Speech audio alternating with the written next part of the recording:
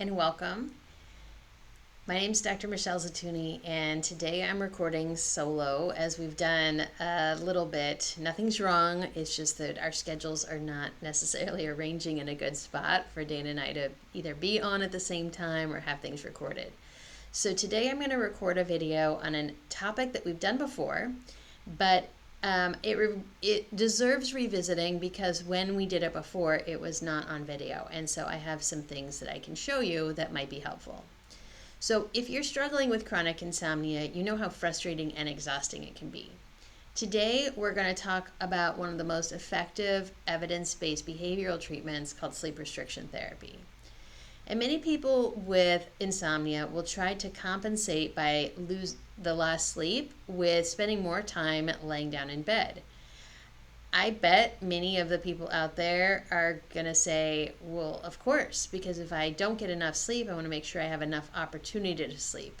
But what this opposite does is actually the opposite. It creates a conditioned arousal that leads to more waking up, and then your brain starts to associate your bed with the inability to sleep and frustration and worry, as opposed to not even thinking about it because you're asleep the whole time. So sleep restriction therapy is designed to break that negative cycle and to reestablish positive outcomes. So your bed equals time that you are going to be spent with sleep. And sometimes that's called the core concept of sleep restriction therapy is the bed equals sleep. So what it actually does in the grand scheme of things when you are restricting your time in bed is it increases your sleep pressure. And that's called that homeostatic drive as opposed to the circadian rhythm. So we create a mild state of sleep deprivation that naturally increases your sleep drive. What this hopefully does, if you have it laid out in front of you, is decrease anxiety, because a portion of this is to know what you're actually having done in the past so that we can use that as the basis for you. So this is a very individualized therapy. And I will touch briefly on in a minute people who may not be real suitable for this. And you might expect there are many reasons why the same therapy doesn't always work for everybody. But the long-term goal is to improve the sleep efficiency, which is the percentage of time that you're in bed that you're sleeping. And the goal is not 100%. So remember that. That's key. The target is somewhere between 80 and 85%. So the step one is to determine what your initial window of opportunity for sleep is. And for that, I'm going to show you on the screen something that might be very helpful for you. I just have to figure out how to do this. But there are many people that just really don't know. They don't know how much sleep that they're getting. They don't know how much sleep that they need. And so when that happens, what it does is it creates a lot of anxiety. So behind me on the screen, and I'm going to move the camera so you can see a little bit better. I guess get my head out of the way. This is what's called a sleep log. And you can see that on the side here, I'm going to look at it together. On the side here, oh, I'm really bad at doing the camera. There's week 1 and week 2, so oftentimes there's weeks involved, and I usually tell people 2 weeks. You can start with as little as 1 week, but a 2-week will help avoid you saying, oh, well, this was a work week or an off week, or I was on vacation, or I was sick. The rules are at the top. This is from the American Academy of Sleep Medicine, but you have a 24-hour clock. So you can see on the sample line, it starts at noon. It's a work day. It says Monday. I think you can see that. Maybe. There we go. And then you'll see that it continues with noon, 1, 2, 3, 4, 5, 6. Sleep logs generally like to keep one 24-hour cycle together because it's easier to look at. Okay, it's easier to see the trends. So in the sample line on the first one, it says that the person was on a work day. E is written at 1 p.m. That's exercise. A means alcohol, that you sit at 6 p.m., and then you see a shaded in box. Shaded in boxes are the time where you believe that you're sleeping. So this person maybe had a glass of wine while they were making dinner or after dinner and fell asleep. And they thought by either looking at the clock or by perception that they were asleep for about an hour. Their bedtime is 10 o'clock, and you see that line. Some people put a down arrow for a bedtime, but they didn't feel that they fell asleep until about midnight, where you see the boxes shaded in. And then at some point in the night, they felt they were up for 1 hour. And again, your choice if you want to look at the clock or if you would like to just guesstimate it based on how recently you fell asleep and how recently you need to get up or set your alarm for. My vote, if you've listened to me, is probably not looking at the clock. I don't know about Dan's vote on it, but we can ask him in the comments. So person woke up for about an hour and then they fell back asleep for a couple hours, and then C is for caffeine and M is for medicine that they took. And I usually have people do this on paper, but if you do it in like the CBTI coach log or another online application, they have a note section and you can put what's on there. So if it was a regular medicine like a thyroid medicine, or if it was antibiotic because you've been sick, okay? And then you can see that it goes 11, 8, 9, 10, 11, so that's going to take you to noon the next day. So I'm going to switch the camera again. And on the websites, if you want to look up sleep logs or create your own, you certainly can. There's many people who like to put a lot more space than boxes. If I'm going to look at a lot of these, I like looking at sleep logs this way because oftentimes you will notice the problems. It's like keeping track of your food. You will notice what the issue is. So you want to count up the amount of time that you're in bed. On this person's, it was 7 hours they actually slept. And again, that nap probably was not in bed. Maybe it wasn't intentional. So how much of the time that you actually slept in a 24-hour period, and you want to average that over the course of a week or two. Some people do longer, some people do shorter, but you would really like to have an idea on paper, objectively. You can use your sleep tracker like an Apple Watch or a Fitbit if you choose to. But it's important because if you are thinking that you are getting 8 hours of sleep and you're consistently getting 6 or 7 hours of sleep and functioning okay, then hopefully you're going to notice that that's a good place to start.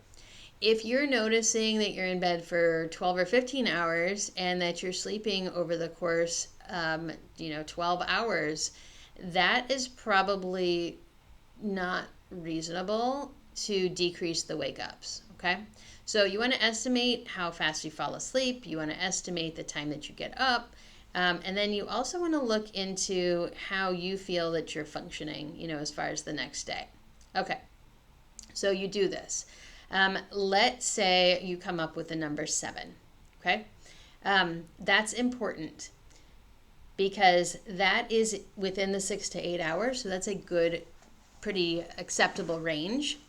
So I noted on the fact that there are certain people that don't want to do real strict sleep restriction without the guidance of a healthcare professional. People with anxiety and depression, if you restrict your time in bed to generally less than 6 or 6.5 hours, it will create more anxiety. And it also may affect, obviously, the medication timing. So many of those medications, you need more of an opportunity to sleep because they make you too tired. So you wouldn't want to necessarily get up and start your day. It's kind of hot in here. All right. So that's one candidate, okay? The other people who don't want to restrict too much of their sleep is people that drive for a living. So people that are commercial drivers or bus drivers, people who do have long commutes. So you wouldn't want to restrict your time to anything less than 6 or 6.5 hours. And even if you were doing that and getting less overall sleep, you may need to either like do it during a vacation so that you're not doing driving when you might be more tired or sleepy. Or you might want to talk to your work about kind of like a temporary time to be off. So maybe an extended weekend might be good. You take some of that sick time. Believe it or not, sleep restriction works relatively quickly. So within a week or two, you will notice an improvement. So what are we doing with improvement? We're going to keep with that sleep log.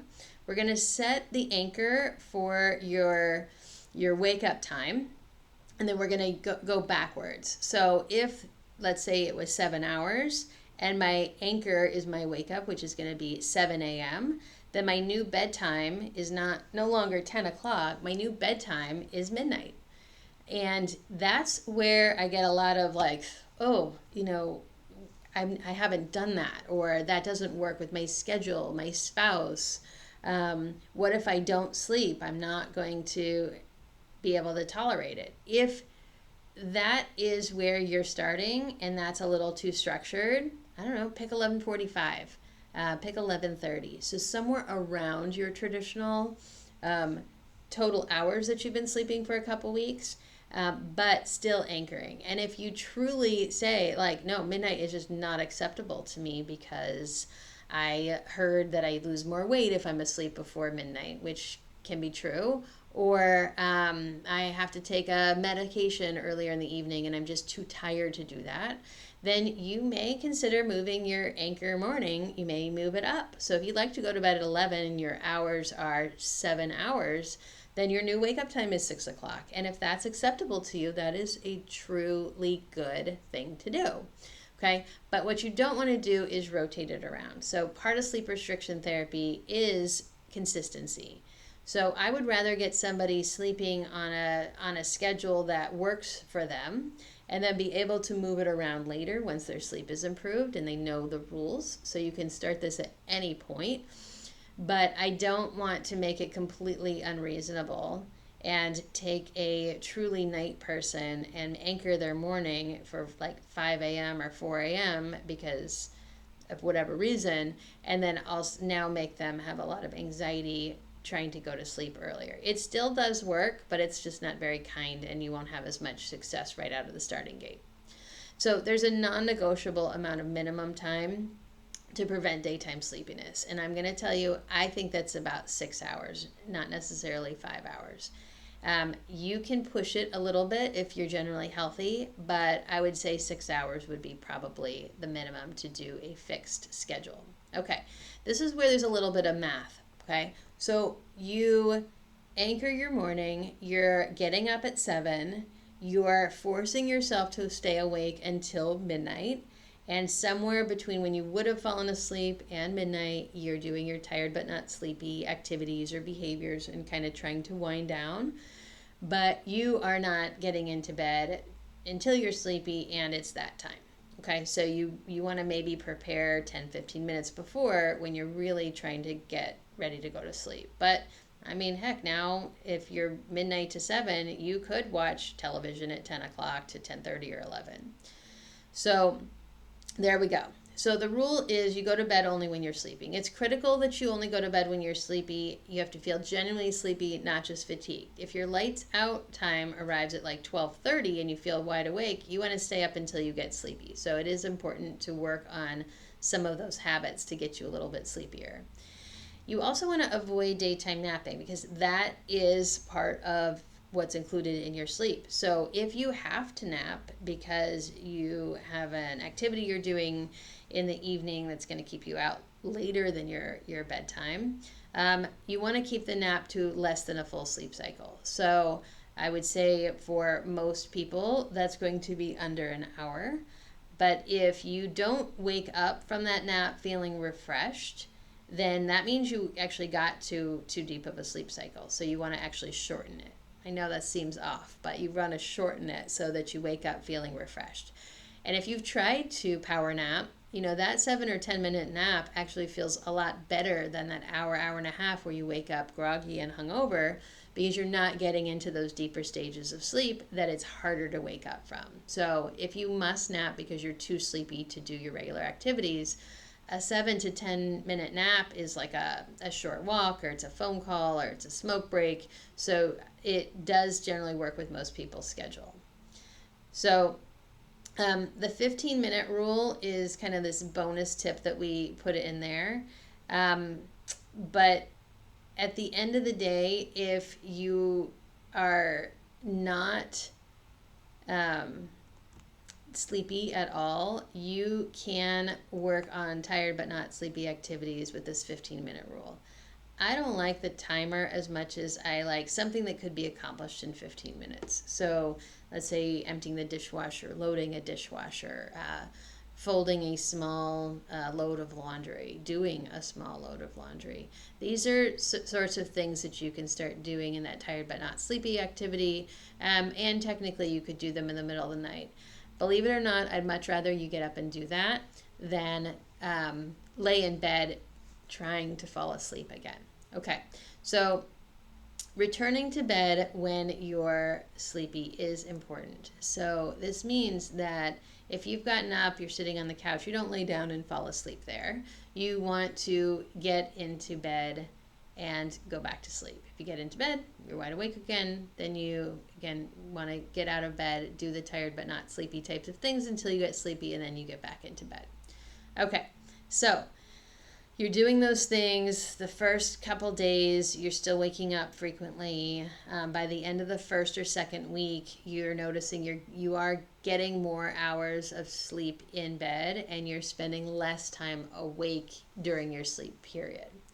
So how do you know? Because you're still tired, you're still getting kind of a little bit less sleep than you were before, so you think, right?